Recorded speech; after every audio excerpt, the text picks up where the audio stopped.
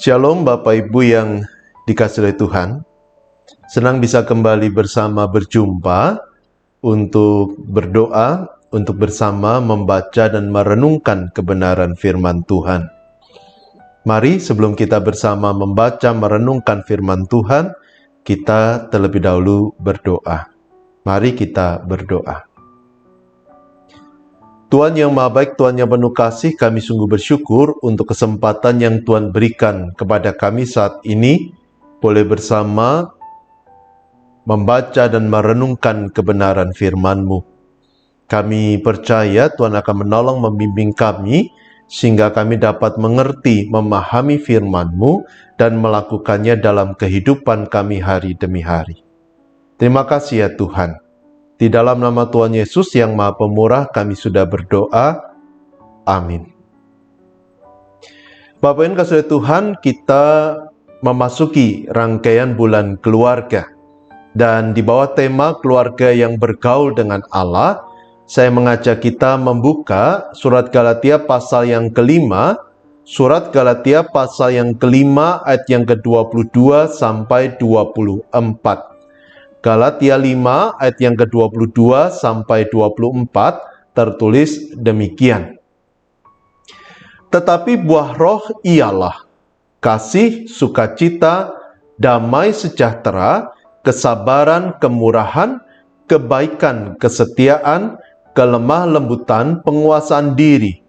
Tidak ada hukum yang menentang hal-hal itu. Barang siapa menjadi milik Kristus Yesus, ia telah menyalibkan daging dengan segala hawa nafsu dan keinginannya. Sampai sembilan jauh bacaan kita pada saat ini.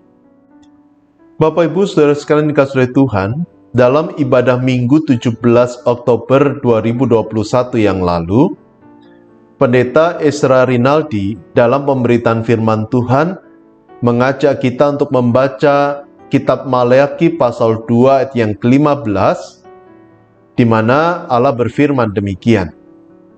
Bukankah Allah yang esa menjadikan mereka daging dan roh?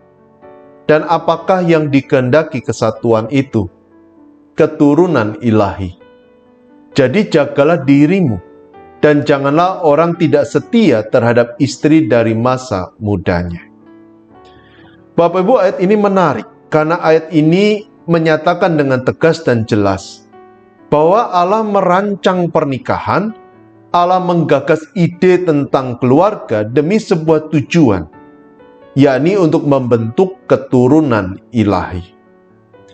Nah, menjadi pertanyaan adalah, apa yang dimaksud dengan keturunan ilahi itu?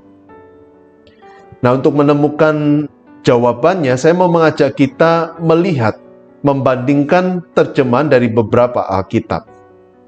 Dalam Alkitab terjemahan bahasa Indonesia sehari-hari, frasa keturunan ilahi diterjemahkan menjadi anak-anak yang menjadi umat Allah yang sejati. Dalam Alkitab bahasa Inggris, khususnya terjemahan American Standard Version, frasa keturunan yang ilahi itu diterjemahkan menjadi the godly seed atau benih yang saleh. Sedangkan dalam Alkitab terjemahan International Standard Version, frasa keturunan ilahi itu diterjemahkan menjadi godly offspring atau keturunan yang saleh. Nah, dari terjemahan-terjemahan ini, paling tidak kita bisa menyimpulkan bahwa keturunan ilahi yang dimaksud adalah anak-anak yang saleh, yang memahami dan mampu menunjukkan jati diri sebagai umat Allah yang sejati. Anak-anak yang mengasihi Tuhan dengan segenap hati mereka dan berusaha untuk hidup seturut dengan nilai-nilai firman Tuhan. Sehingga pada akhirnya, meminjam istilah dalam Galatia 5 yang ke-22-23, anak-anak itu mampu menunjukkan buah roh dalam kehidupan mereka sehari-hari. Nah, memenuhi tujuan ini tentu bukan perkara yang gampang. Bahkan saya harus mengatakan ini sesuatu yang sulit untuk dilakukan. Kenapa? Ada beberapa alasan. Yang pertama, karena tanpa bermaksud menghakimi, beberapa orang tua belum menjadi umat Allah yang sejati. Mereka belum menjadi keturunan ilahi. Hidup mereka belum menunjukkan buah roh. Sehingga bagaimana mungkin mereka bisa mendidik anak-anak di dalam jalan Tuhan? Apalagi sampai mereka bisa menghasilkan buah roh dalam kehidupan mereka sehari-hari. Karena itu, mendidik anak-anak menjadi pribadi-pribadi yang ilahi ini bukan hal yang mudah. Ditambah yang kedua, kita tidak memahami firman Tuhan dengan baik. Sehingga kita tidak tahu apa yang harus kita lakukan, nilai-nilai apa yang harus kita terapkan dalam kehidupan keluarga kita. Sehingga kita juga tidak mampu mendidik anak-anak kita di dalam jalan Tuhan. Tidak heran kalau keluarga kita akhirnya justru menyimpang jauh dari gagasan Tuhan tentang keluarga yang ilahi itu. Dan alasan yang ketiga, karena kita tidak bergaul dengan Allah. Kita tidak punya hubungan yang intim, akrab. Kita tidak merasakan Tuhan dekat dalam kehidupan kita, dan kita pun tidak dekat dengan Tuhan. Pada akhirnya kita tidak digerakkan oleh cinta kepada Tuhan.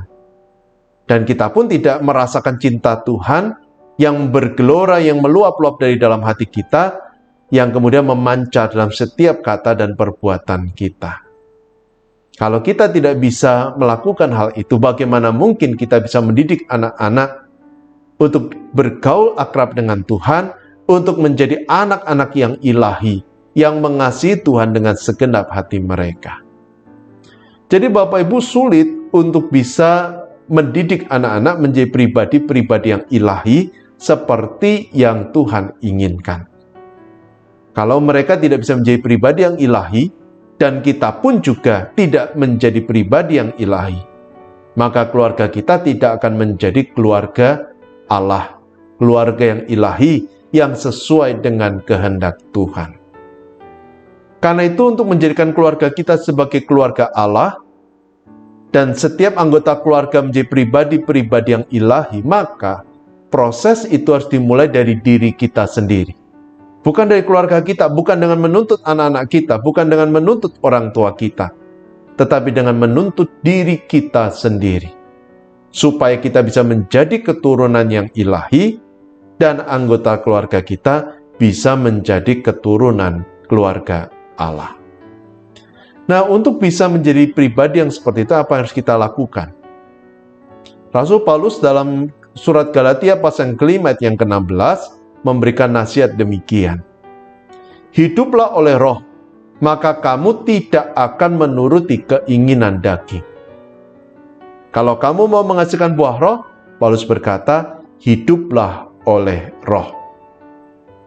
Dalam terjemahan bahasa Yunani, frasa hiduplah oleh roh bisa diterjemahkan menjadi berjalanlah dengan Roh Kudus.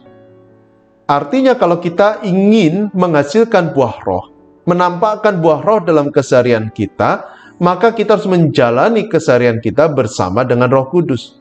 Kita harus punya hubungan yang intim, yang akrab dengan Roh Kudus. Kita harus dekat dengan Roh Kudus.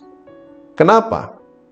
Karena yang pertama, Roh Kudus akan memperbarui hidup kita sehingga kita mampu menanggalkan keinginan daging dan berjalan sesuai dengan pimpinan Roh Kudus. Yang kedua, karena Roh Kudus akan menolong kita untuk memahami dan hidup sesuai dengan firman Tuhan.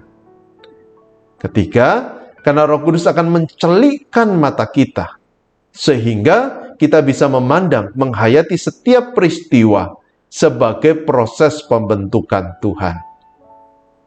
Dan Roh Kudus pun akan memberi kita kekuatan untuk tetap setia kepada Tuhan. Jadi Roh Kudus memegang peranan yang sangat penting kalau kita ingin menjadi keturunan ilahi. Tidak heran kalau Rasul Paulus berkata dalam Galatia 5 ayat yang ke-18, akan tetapi jikalau kamu memberi dirimu dipimpin oleh roh, maka kamu tidak hidup di bawah hukum Taurat. Dan ayat yang ke-25, jika kita hidup oleh roh, baiklah hidup kita juga dipimpin oleh roh. Jadi saudara, kata kuncinya kalau kita ingin menjadi keturunan ilahi, kalau kita ingin bisa menghasilkan buah roh dalam kehidupan kita, kata kuncinya adalah memberi diri untuk dipimpin oleh Roh Kudus. Kenapa? Karena kembali, tanpa Roh Kudus kita tidak mungkin bisa menghasilkan buah roh. Tapi pada saat yang sama, Roh Kudus sudah dan senantiasa hadir dalam hidup kita. Artinya, dia pasti berkarya. Yang menjadi pertanyaan adalah, apakah kita bersedia memberikan hidup kita untuk dipimpin oleh Roh? Apakah kita bersedia untuk berjalan bersama dengan Roh? Apakah kita mau bergaul intim dengan Roh? Apakah kita mau menyerahkan kendali hidup kita kepada Roh Kudus? Bapak Ibu, tanpa kesediaan untuk berjalan dengan Roh Kudus, tanpa kesediaan untuk memberi diri, tanpa kesediaan untuk bergaul intim dengan Roh Kudus, maka kita tidak akan mampu menjadi umat Allah yang sejati. Kita tidak akan bisa mengenal Allah, apalagi hidup sesuai dengan kehendak Allah. Karena itu penting bagi kita secara pribadi untuk memiliki hubungan yang akrab dengan Tuhan, untuk bergaul dengan Tuhan dalam doa, dalam pembacaan firman Tuhan, dalam perenungan, dalam ibadah kita. Dan bukan hanya kita sendiri, tetapi juga bersama dengan keluarga kita. Penting bagi kita untuk menyisihkan waktu berdoa bersama dengan keluarga kita. Orang tua, kalau kita punya anak, berdoalah bersama dengan anak-anak kita, agar mereka pun menyadari kehadiran Tuhan dalam hidup mereka. Dan mereka pun boleh dipimpin, disertai Tuhan untuk menjalani hidup bersama dengan Tuhan. Sebagai anak-anak, kita pun juga harus mengajak orang tua kita untuk berdoa bersama, membaca, merenungkan firman Tuhan bersama, sehingga nilai-nilai firman Tuhan meresap dalam kehidupan keluarga kita dan menjadi pedoman dalam kehidupan kita bersama. Bapak Ibu, gini menjadi pertanyaan bagi kita adalah, apakah kita mau menjadi keluarga ilahi? Apakah kita mau membangun keluarga yang memuliakan nama Tuhan, di mana buah roh terpancar jelas dalam kehidupan kita bersama? Kata kuncinya adalah, berilah dirimu untuk dipimpin oleh Roh Kudus. Amin. Mari kita bersama berdoa. Tuhan, terima kasih untuk firman yang boleh kami baca renungkan bersama pada saat ini, mengingatkan kami betapa pentingnya bergaul dengan Allah. Kalau kami tidak bergaul dengan Allah, maka kami tidak akan bisa menjadi keluarga Allah. Kami justru jauh dari Allah. Oh Tuhan, biarlah firman ini terpatri dalam hati kami dan membakar semangat kami untuk mulai menjadi keluarga Allah.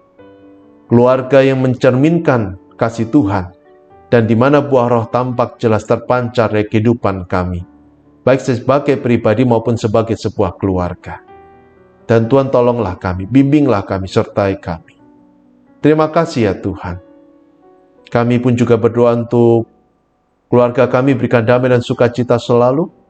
Berdoa juga untuk usaha pekerjaan kami, Tuhan yang berkati. Berdoa untuk anak, istri, suami kami yang berjuang dalam pekerjaan mereka. Mereka menghadapi kesulitan, menghadapi tantangan, Tuhan yang tolong.